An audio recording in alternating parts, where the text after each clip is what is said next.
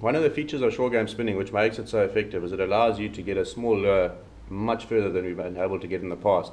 And what makes this possible is fishing with really thin braid. The only problem with fishing with really thin braid is that you run the risk of where your finger is on the line during the cast. After a lot of casting, your finger often wears that braid down.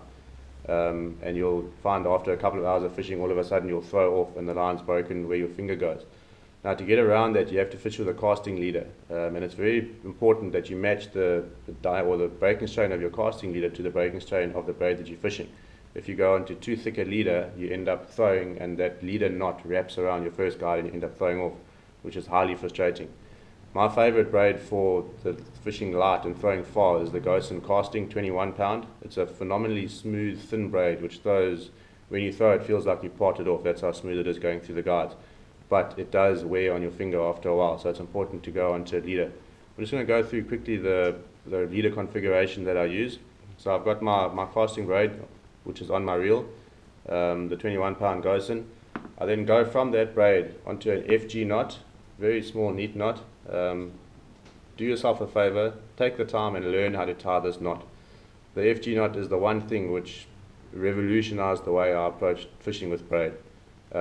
It's just, yeah, it looks a bit complicated, but do yourself a favor, learn how to tie an FG knot. So I've gone from my 21 pound Gosen casting onto an FG, and then I matched it up with a 30 pound JDB leader. I wouldn't go any thicker than 30 pound onto a 21 pound mainline braid, just because this knot's going to get too heavy, and like we spoke of just now, you're going to end up wrapping. So 21 pound FG, 30 pound casting leader. I've got about 5 meters of casting leader.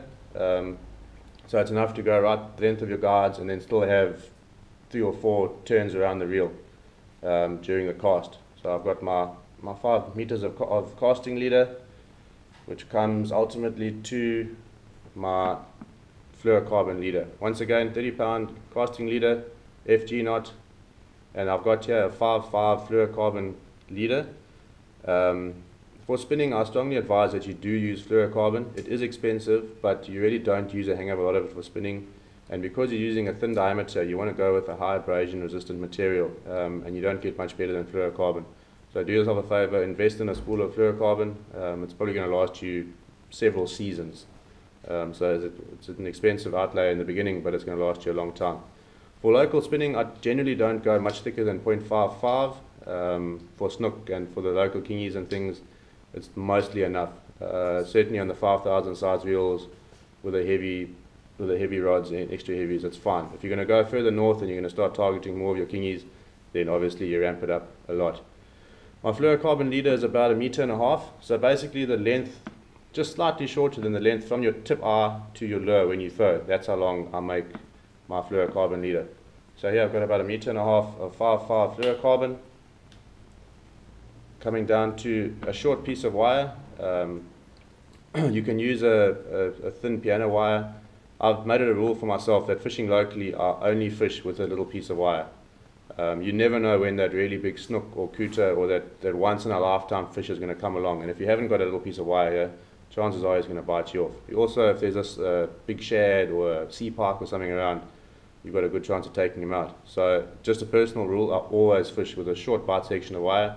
I like to use the not too kinky titanium wire. It's knottable. There's a couple of different options in the market that you can use that are similar kind of a wire. It just means it doesn't kink and you can catch quite a few fish on the same trace. I'll go from our short biting section onto a number 6 power swivel, and then onto a number 4 split ring. It's important because all these components are really small to make a finesse presentation that you buy quality stuff. Don't go and buy cheap swivels or cheap split rings, because you're going to hook that fish, you're going to lose it, and you might never get that bite again. So do yourself a favor, buy the good stuff.